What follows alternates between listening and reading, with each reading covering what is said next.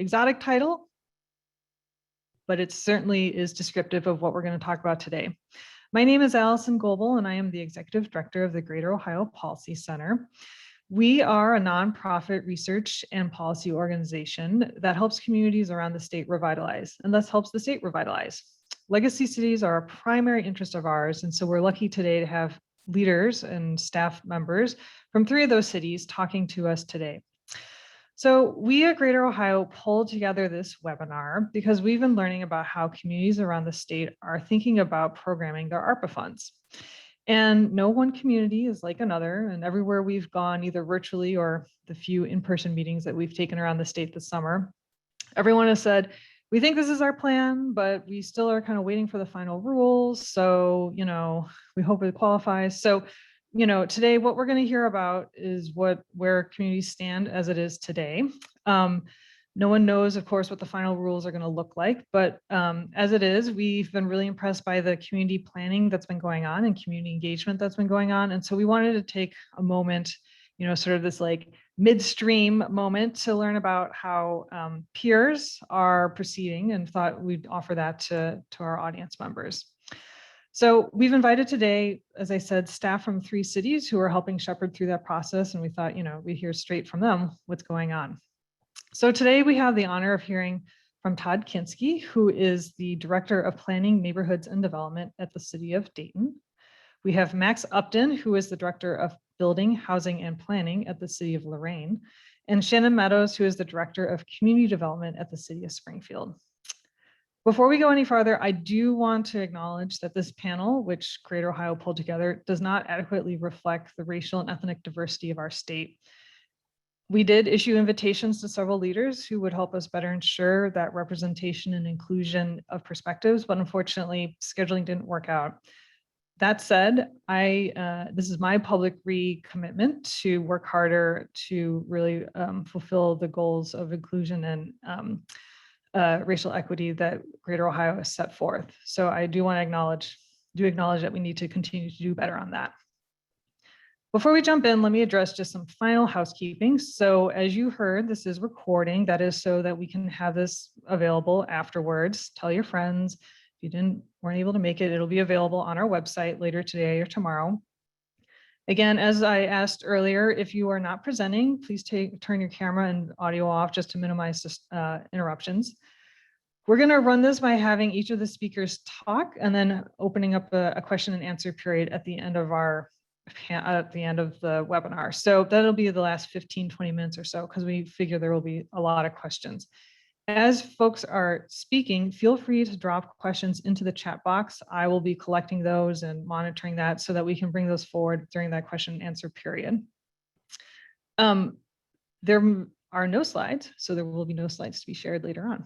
So with that, I am very happy to turn over the reins to Todd Kinskey, who's going to talk about community engagement work that's going on in the city of Dayton, and how Dayton has started to conduct that outreach to inform the city's ARPA decisions. Todd, thank you. All right, thank you, Allison. So I, first of all, introduce myself real quickly. I spent my first couple of years working for a small city in Butler County, the city of Trenton, and then 23 years with Hamilton County. I spent the last 10 years there as the county planning director. And then now I'm in Dayton. I've been here for the last 3 or so years. What I want to talk about today, well, one more thing. So I should say I'm the Director of Planning, Neighborhoods, and Development for the city of Dayton. And that is, have about 90 employees in my department, general fund budget of about 10 million, 6 divisions: planning, community development, housing, building services, community engagement, and then the Dayton Mediation Center. So we kind of do a huge variety of work here at the city. But I want to focus on today is the community engagement process that the city has used. So we have been looking at this as like, this is the one-time shot of a big pot of money, probably the biggest amount of money we're ever going to get in one tranche from the city, from the federal government. So we really want to make sure we spend it wisely, and there's an impact that you can see when it's all done. one thing here in Dayton is that we believe very strongly in community engagement and getting input. So when this all started, we identified, we called 6 buckets were focus areas. And those were neighborhoods, amenities, major catalytic projects, city projects, community investments, and then external awards. So the first thing that we did is we went out and we actually had several community meetings. They were actually led by our city manager and deputy city managers. I think we did 8 community meetings, and then we had several focus groups. So we did, for example, we did a meeting with housing influencers. We did one with religious leaders. We did one with nonprofits. There's one more that I was blanking on. Anyway, but so we did some real, very selective outreach. And one of the challenges I will recognize is that we don't have the final rules. So we've actually allowed folks to kind of go beyond what the interim final rule has laid out as eligibility, because we're hopeful that the final rule is going to change. Nevertheless, the way we've structured this is we are doing internal. We did an internal application process, and now we're in the midst of an external process. So what we did first is we issued this application to city departments, essentially, to submit any idea that they felt would be eligible or would be. And some of those were things like people wanting to renovate their office, to our public works folks wanting to renovate all the parks. So they were kind of ran the gamut. And we then took those and we scored those internally. And there were 2 pieces of it. One part of it was things that were financial, like what was the rate of return on certain things? Are you increasing costs? So, or is this a one-time expense, or there's going to be ongoing maintenance costs and those kinds of things? And we hired a consultant called Guidehouse that actually is doing the scoring on some of that rate of return and financial stuff. And then we're doing internally, we actually just finished all the scoring on Friday. So I haven't seen those compilations yet. We'll have to see how that comes out. And then the week before last, we actually issued an external application. So it's out on our website. We actually, if anyone's interested in this, you go to the city of Dayton and type in ARPA. There's a whole page with resources, and you can see, kind of the approach that we've taken.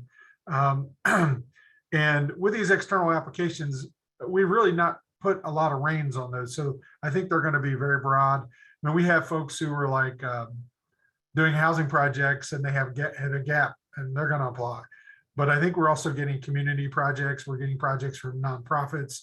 And then the other idea that actually I pushed really hard for was, one of the things that there's a frustration with is that, when you're spending federal dollars, you usually have to have a lot of capacity. A lot of people don't realize that you're getting reimbursed for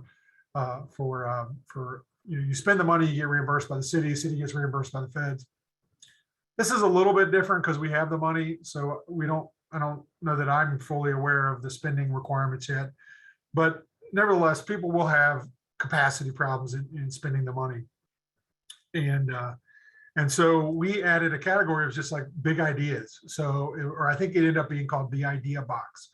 So we have folks from the neighborhoods, community leaders, whatnot, and they have just a really good idea, but they have just no capacity to carry it out.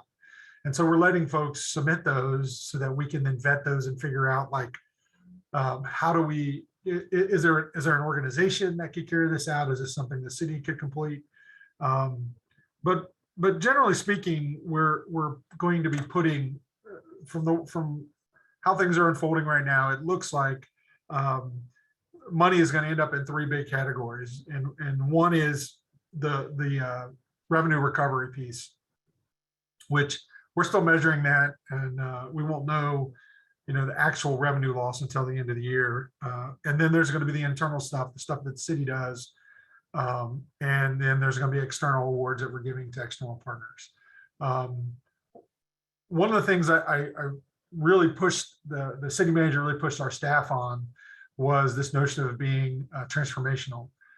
So after all the city projects, internal projects were submitted, we actually got everyone in the room and had this whole exercise on how to layer and both things that we typically do on an annual basis with the general fund or with CDBG funds, and then how could we layer this on so that we could get true catalytic projects. And so that's been that was really, so planners get all that, right? So that's what we do. Community development folks get that. But when you talk to your public works people or someone who works in, I don't know, the finance department, the notion of layering and leveraging and catalytic is not something that's something that they talk about a lot. So it was a really challenging conversation for folks, but they got there really quickly. So it was really interesting how we suddenly saw people were like, well, wait a minute, if we're going to do, let's say, a housing project in this part of the city, like maybe that we should go and pave the streets in that area because we pave the streets every year. And then the parks guy was like, well, maybe we should renovate the park as well. And so it really got people thinking. And so that's where we're headed. The idea is that we're looking at leveraging and layering and trying to figure out how we can actually make change. And one more piece I did miss is we are doing another application just for retail and for businesses, restaurants, and those things like that, because many of them missed out on the CARES funds or PPP opportunities. And as we all know, Black and brown businesses have been hit harder than everyone else, and so we're really focusing in on how do we impact Black and brown businesses. So we're doing a separate application just for that. So what we're working towards, we have a very tight deadline, but our goal is by the end of the year that we will adopt what we're calling the Dayton Recovery Plan. And there's several public meetings that are yet to happen. But what's going to happen after we get everything together and we figure out what it looks like, then we're going to go back out to the community. We have a series of meetings already scheduled with the community to get feedback before our city commission adopts anything. So that's kind of the plan. It's complicated, but when you're spending this kind of money, doing it without input is really, it's challenging for elected officials. It's a challenge. It's challenging for appointed officials, and we want to make sure that we hear from everyone before we make any decisions. So hopefully that's helpful to folks. I'm happy to answer questions at the end. Wonderful. I have a few questions already, but Sure. We will wait till the end. But Okay. Thank you. That's very helpful to hear the overview of how you have been proceeding and where you're going to be going over the next few months. So Todd, thank you so much. I'm now excited to introduce Max Upton, who will be talking about what's going on in the city of Lorain. She is, sorry, looking at my notes, not a she, Max, hi. He is going to be talking about how they plan to deploy their funds and also maybe some of the community development and community outreach work. So I'm going to stop here and let Max talk while I get my thoughts organized. Thanks, Max. Thank you, Allison, and thanks for the invite to come and talk about all the good stuff we got going on in Lorain. And Todd, I learned quite a bit in the 10 minutes that you were talking about Dayton's process and took down a few notes. So I'm happy to have this opportunity to share what we've been doing and learn from other partners in the space across the state of Ohio. To piggyback on Todd, a brief overview of the city of Lorain. We have about, as of the 2020 census, we have 65,211 folks living in the city of Lorain. That's actually a 1.7% increase. So we were one of the few legacy cities that saw a population increase over the last decennial census. So don't know if that's a function of migration or just getting everyone counted, but probably a little bit of both.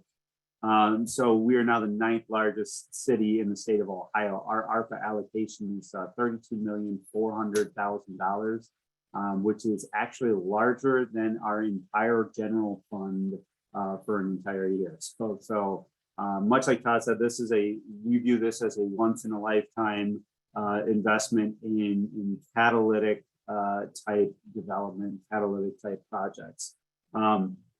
And so the way we decided to kind of filter through our our decision-making process was through survey. So we actually, through our CARES Act, we have Zen City, which is an AI platform that looks and tracks discourse across various social media outlets and helps us with what they call temperature checks or surveys. So we did a survey both online and in our water bill. We got over 1,500 responses from members of the community. And for those of us in the planning space, we dream of 1,500 responses to anything, really and truly.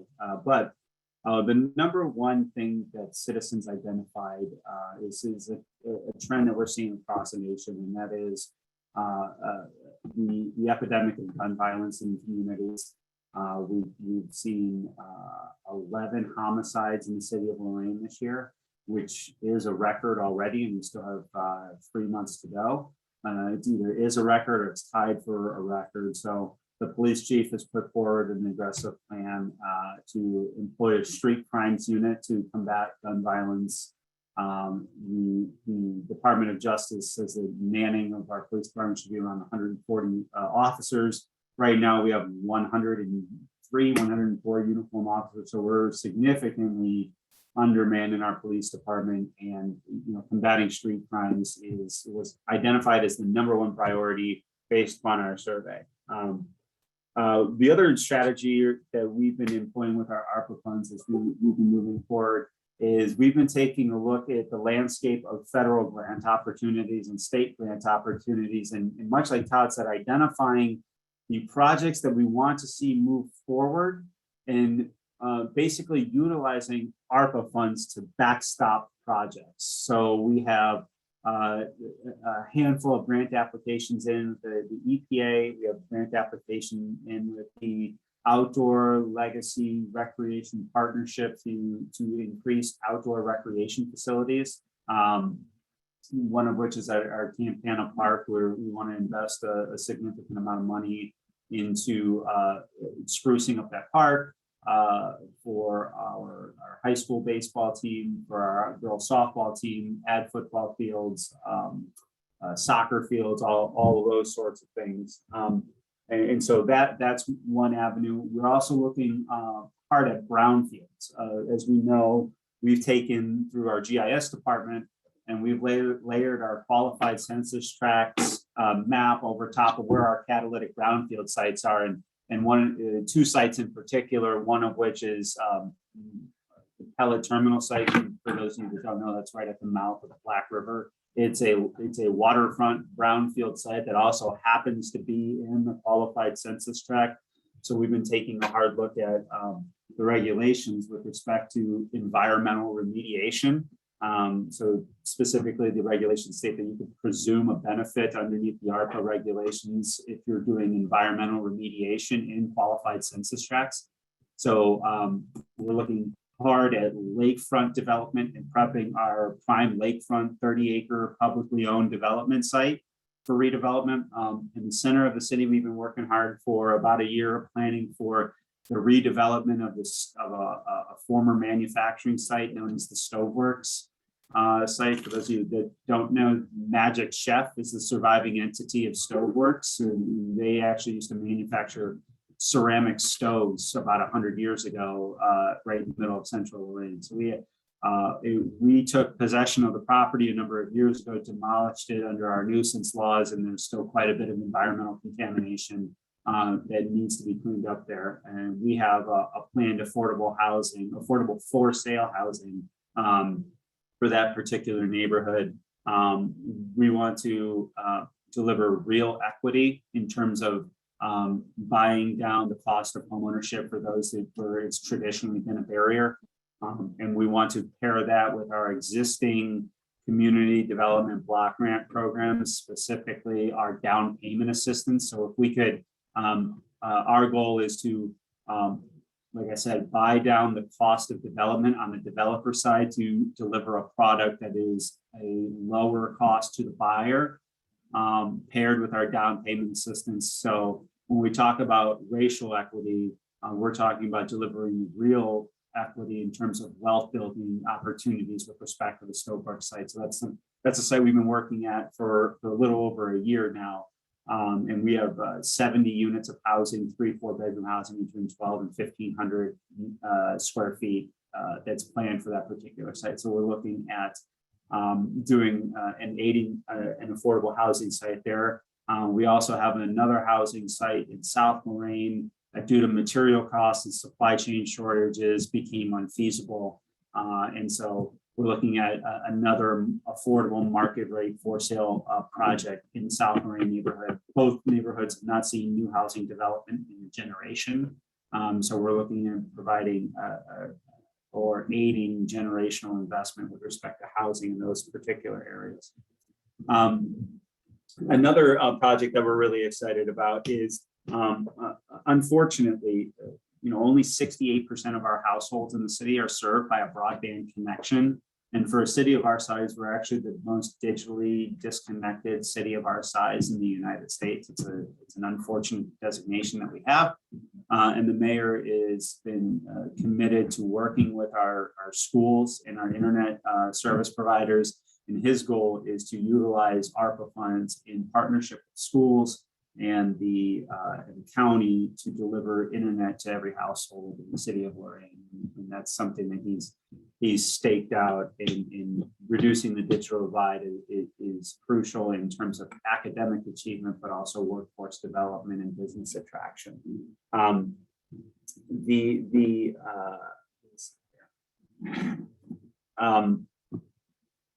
And so the next part of what we have planned, let me get to my notes, I apologize here, is looking at investing in neighborhoods and investing in businesses, particularly with respect to the June 24 frequently asked questions that says that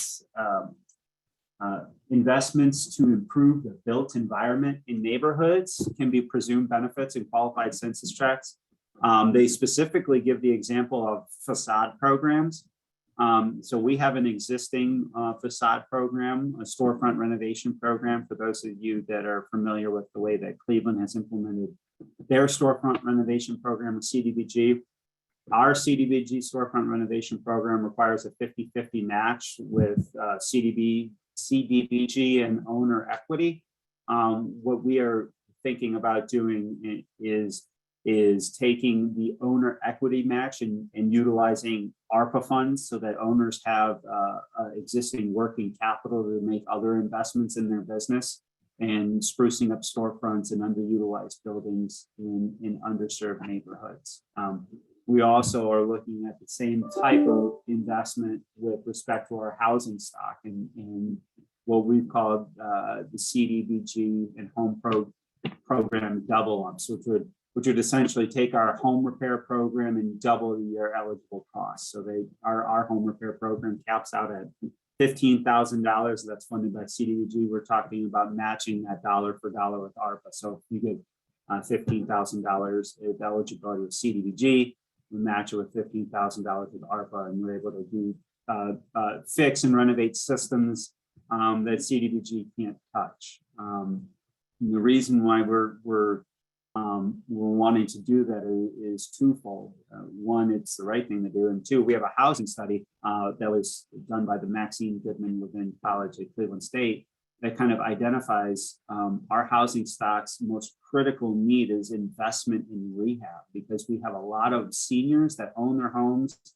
that, kind of like my grandfather before, my grandmother before they passed, they kind of ran out of gas and their home just needs a lot of upkeep. And so if we don't invest in our existing housing stock now, it's just going to filter down to a point where it's unsustainable. My demolition list is going to grow and grow and grow. So we're really using our housing study to direct investment in our housing rehab programs and expand that eligibility and expand the investment that we're able to make in our housing programs. And then the last, I did mention storefront double up. The last thing we'll mention is we're also, this is kind of still in some version. We're in now version 3.0 as the regulations change. We're adjusting our plan.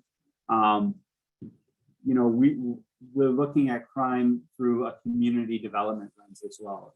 It's no secret that our police force is undermanned, and the mayor has been committed to the manning of the police force. But the second layer of that is community development interventions, specifically in reestablishing community youth centers underneath the ARPA guidelines.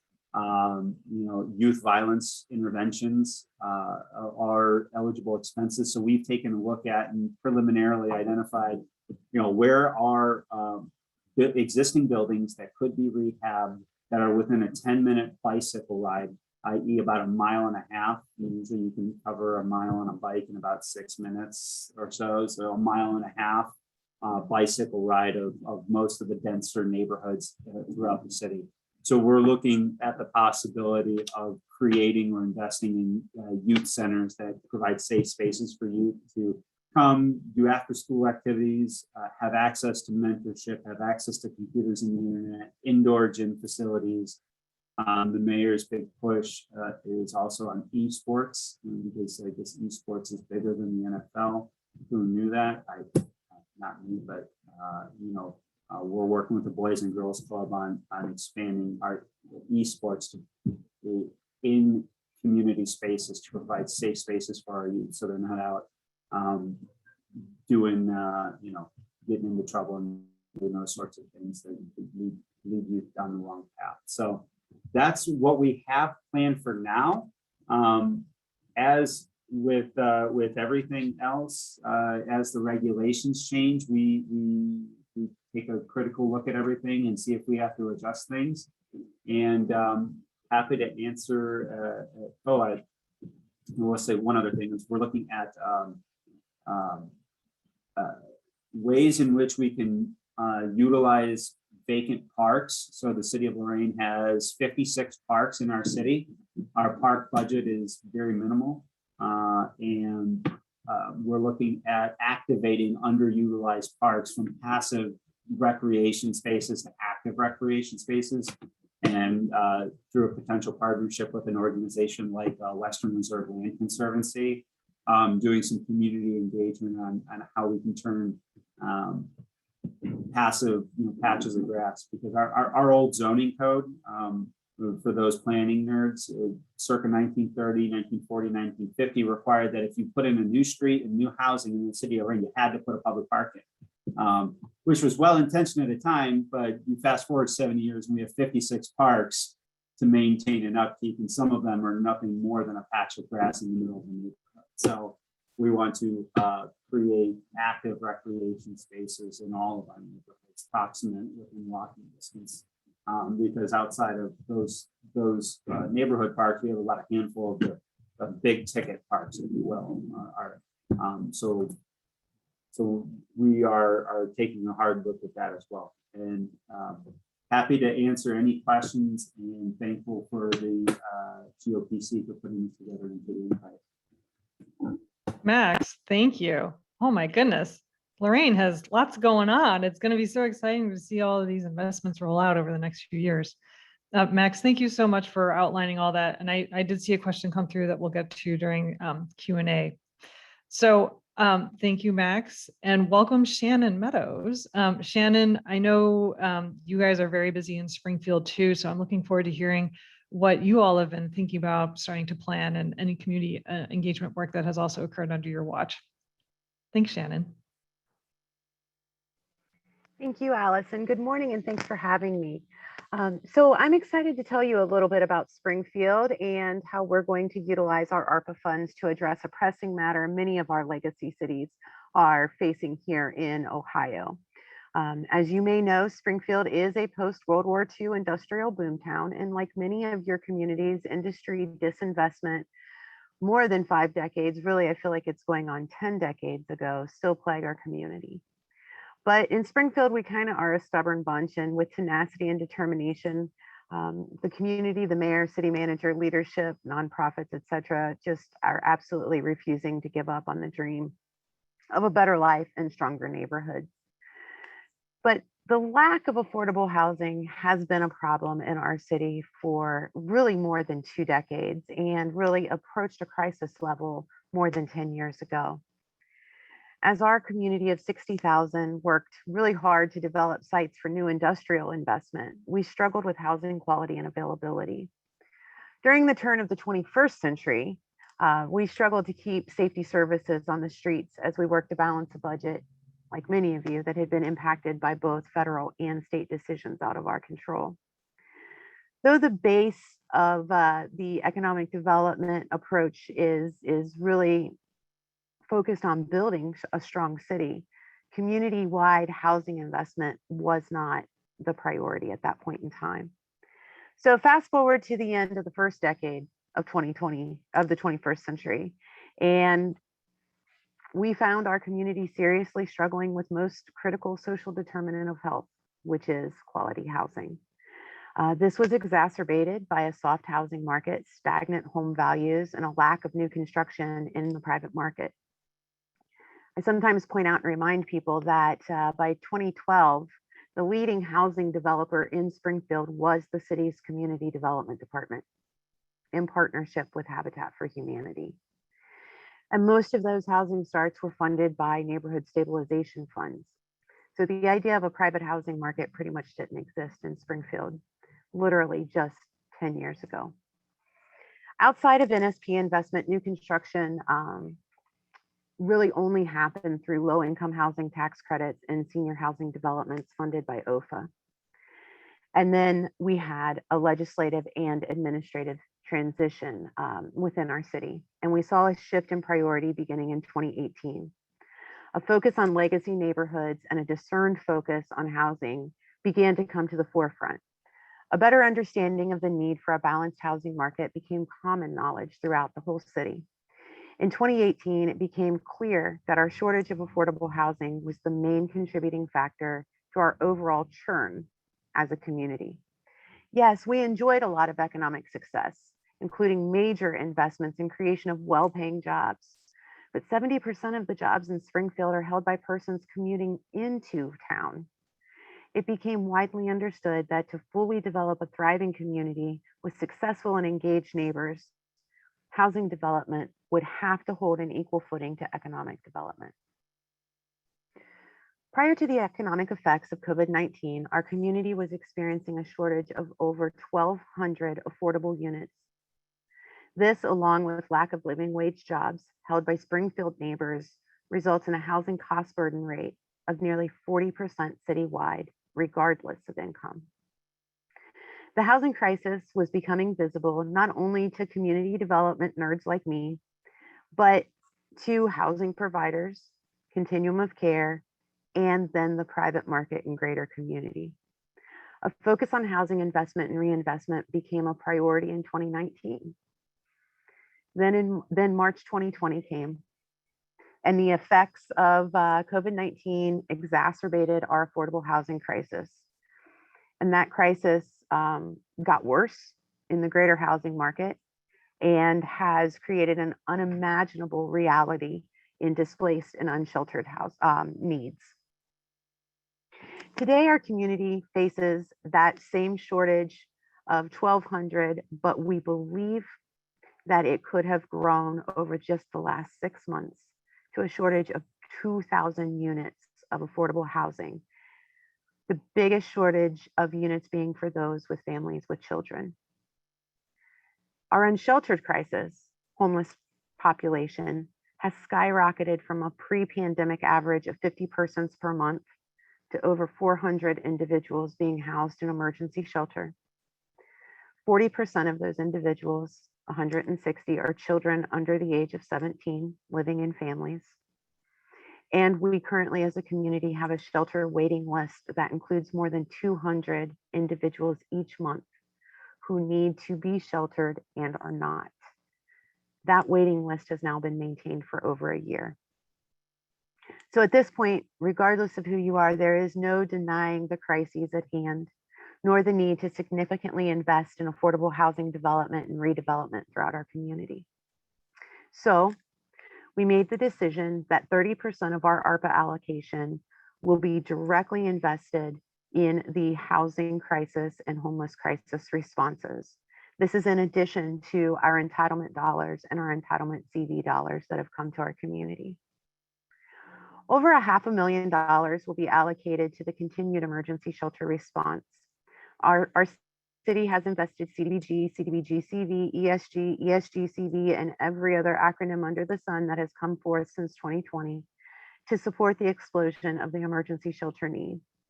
In addition, the state of Ohio and Clark County government have partnered to support the ongoing financial obligations to house our neighbors who are in emergency shelter, and also those who are fleeing domestic violence. We will set aside additional funds for street outreach for those experiencing homelessness, and included in that set aside will be a partnership to support community health nursing for street outreach. A minimum of $2 million will be allocated to acquire a facility to add to the long-term emergency shelter capacity of our community, specifically focusing on acquiring an underutilized non-congregate building and returning that building to shelter use into the future, because we know it's going to take a long time to cycle through this rising crisis. We will invest over $10.5 million in single-family affordable housing new construction, focusing the development of this new construction in one of our principal legacy neighborhoods.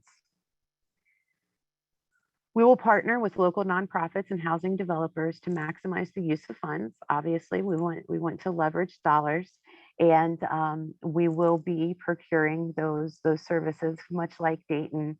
Not only the already ready to go, but the big idea concepts.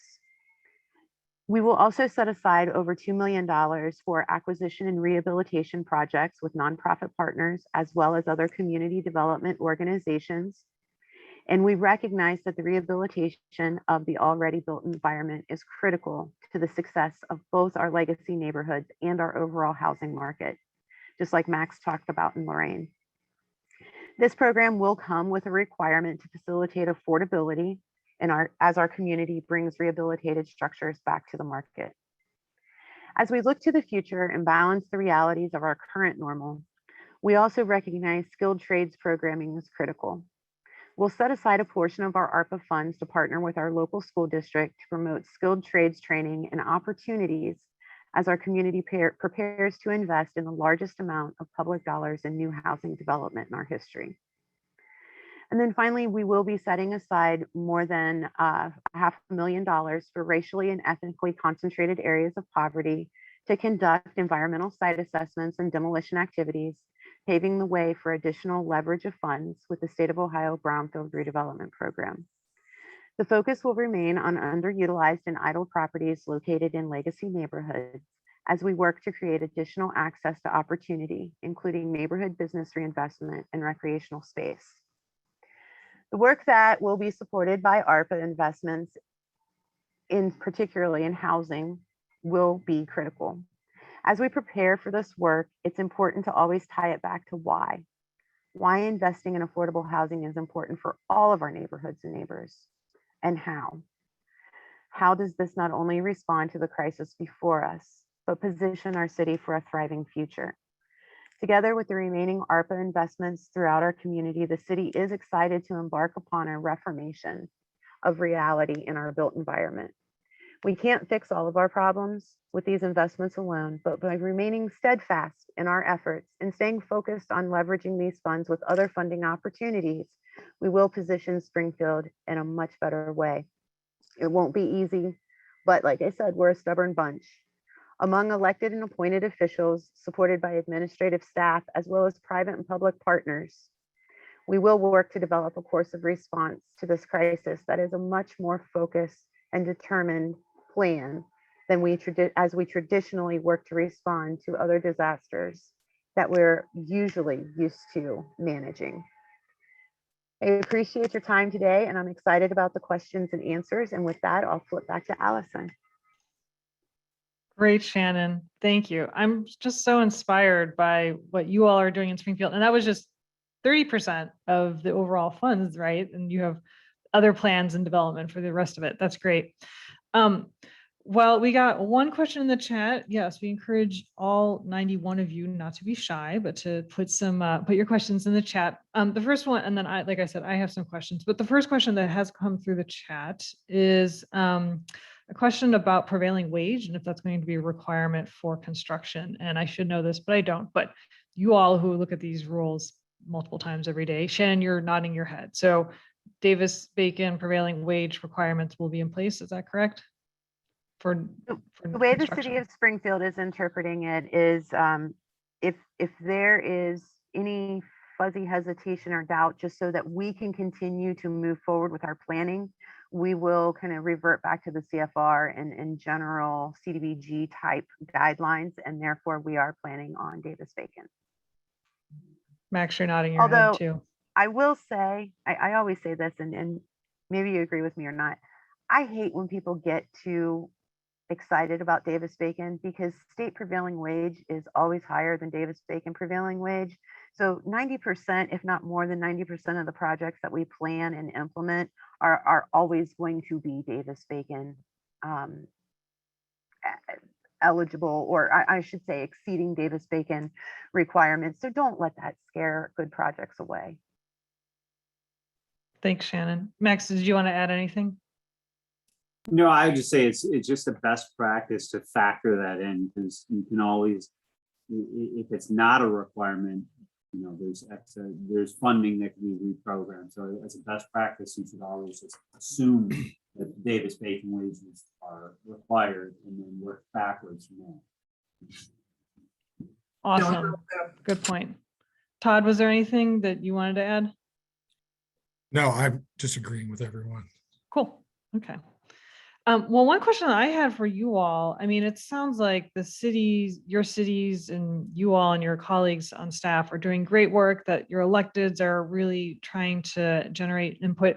I was curious though of other partners that might be critical to this process. So whether that's philanthropy or private sector partners or nonprofits in the field. So I wondered if you guys could talk about those types of partnerships. Todd, you're on my screen first, so you want to start? Yeah, sure. Well, can I just say one thing I probably skipped over? One, if everyone doesn't know, Dayton has we're just under 140,000 people, and our ARPA amount was 138 million.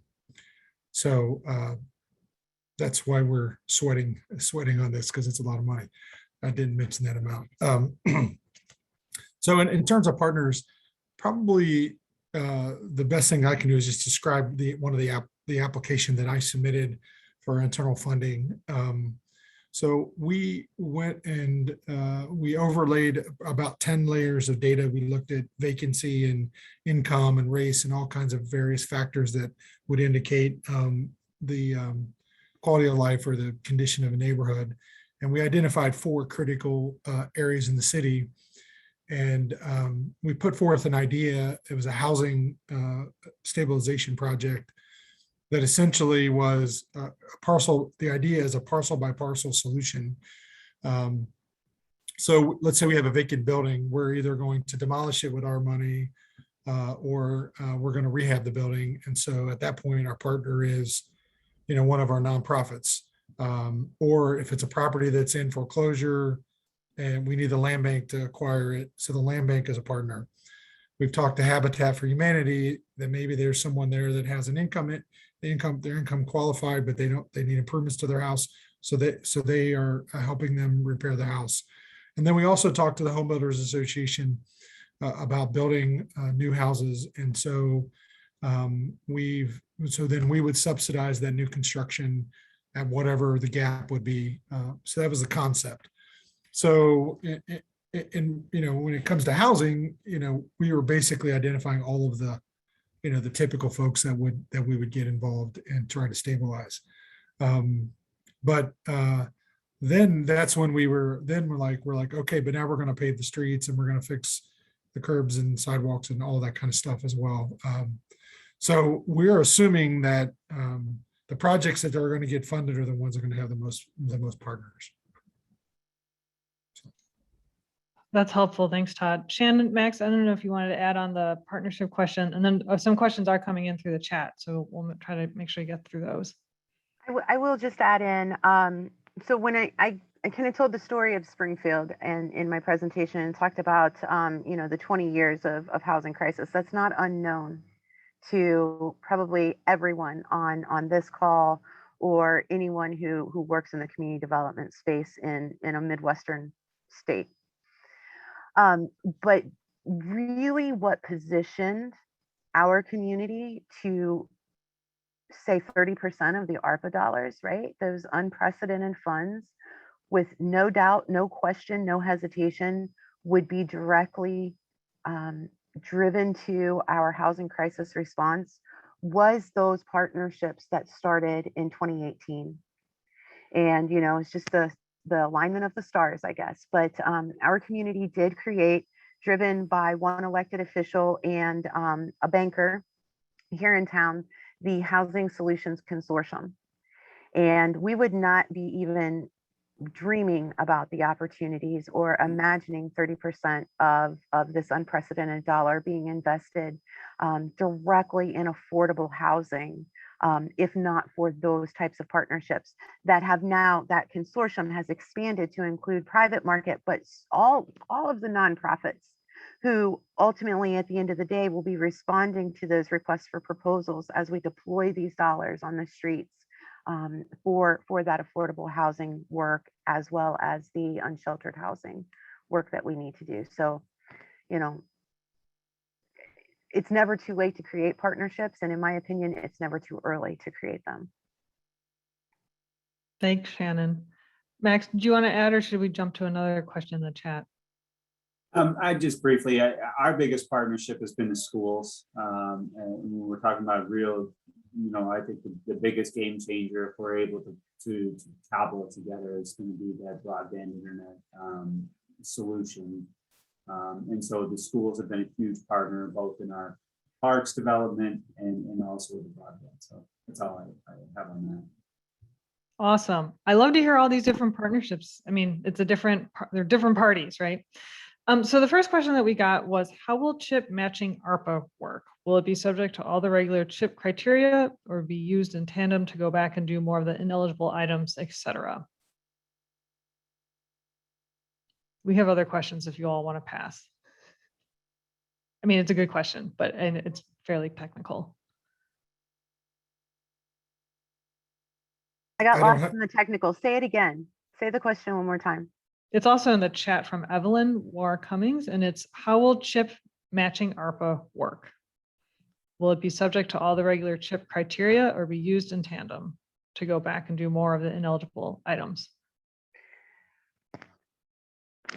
I personally think that's going to be left up to each community and the way that their law department and finance department and everybody else want to apply it. In Springfield, we will be, when we are working on ARPA with CDBG or any other type of investment dollar, we will be diverting to the rule that is most restrictive, so that we don't set anybody up who's going to be in our seats one day for any type of really tough conversation or finding.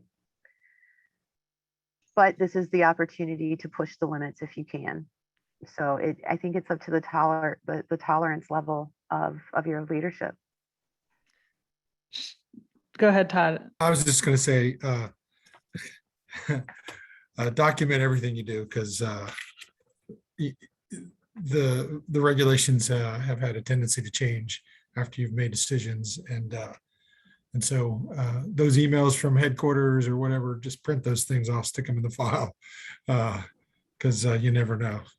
Because I think that's the challenge right now, is we're all waiting to figure out exactly, like Shannon said, like, are we going to follow the HUD rules based on Davis-Bacon, and or all of those kind of assumptions, because they use the HUD formula as the basis for determining the amount. I don't know if we are now to assume that a lot of the HUD rules apply. I mean, there's questions about housing affordability, what's going to be eligible. And until the final rule comes out, I think it's guesswork. So that's why we're at this point not saying there's any bad ideas. And, and I honestly, I know there are some things in the interim final rule that are just straightforward, that you can spend money on, but if it's not explicitly listed, I would not spend 1 penny yet. And that's one of the reasons why we're waiting to just get the final rule. Well, this conversation leads in, I think, excellently into the next question we got, which is basically, how do you convince electeds who might be being advised by risk-adverse law departments about qualified uses of ARPA? So how do you kind of meet the middle ground? Because this person who offered the question said that they're experiencing some very narrow interpretations of eligible uses. Well, I could tell you in Dayton, we've hired an outside company. But our allocation's a lot bigger, but we're trying to get a third party and who know more about federal grants than our law department. No offense to our law department, but so we're gonna side with the consultant. And at the end of the day, it might be what you call a business decision, and there's some risk sometimes. But I think also looking at what other communities are doing. I mean, if like let's say all the communities are using it for something that seems like it's eligible, I just really can't imagine the feds coming back and dinging everyone if it's a common need. So as we know, rules can be amended. So Todd, are you saying that all Ohio communities should just en masse start demoing and then we'll hope that the rules follow? I'm just kidding. I didn't say that. That is not legal advice. Can we make a pact right here and then we Yeah, can right. I'd be happy to do that. Great. Well, Go ahead, Max. Go I ahead. was just going to piggyback on what Todd said. I think that the broad latitude exists in two specific areas. One is with respect to what the executive is allowed to do on revenue replacement. So if you have that $10 million project, if you're fortunate or unfortunate like Todd to have $130 million to play with, and you have a $10 million project, if you couch that in the revenue replacement, that's where the broad latitude of the executive exists. I think the second threshold is looking at, like we did, qualified census tracts, because there are the interim final rule is littered with presumed benefits in qualified census tracts that lowers the threshold for documenting. So if you have GIS capabilities or have a GIS consultant on board, I think it's a very worthwhile exercise to get your qualified census tracts mapped and then build off from there. And because you can presume a lot of benefits without having to go through extra hoops. Max, Alison, that's great. Oh, go ahead, Shannon. I'm sorry. That was awesome, Max. I just want to add, I want to get away from the rules and not the rules for just a second and speak some truth to this specific question. What you're experiencing with narrow interpretations is not unique, right? Whether it is a frustration with an elected official, a conservative law department, I will be honest with you, I've had these same problems with my own team. We are all in uncharted territory. We are walking history and writing the pages with every step we take. And I think it's imperative upon every one of us who have been trusted for however many years it's been in your positions to discern, make a decision, and stand behind it. And it may take more time to sell. It may take more time to convince, but you are in your role to do what you do well and don't doubt yourself. Shannon, we need to put that on a inspirational board on everything we do. Thank you. Well, we have time, I think, for one last question. Before we do that, I want to draw everyone's attention to the chat. So Kyle Funk, who is with the National League of Cities. Kyle, we're glad that you're here. Kyle has dropped some excellent resources, links into the chat. I encourage you all to check it out. Greater Ohio often consults the National League of Cities because they are the representative in DC for cities, and I know have been working hard to really expand ARPA's kind of push the limits on the rules. So thank you, Kyle, for being here, and thanks for those for those links. All right, so last question, and maybe we can sneak another one in, but the first question is, do you all have thoughts or experience using ARPA for affordable transportation programs such as ticket purchasing or subsidizing fares? We haven't, and I would just caution that one of our lenses through which we're looking at this is sustainability long term.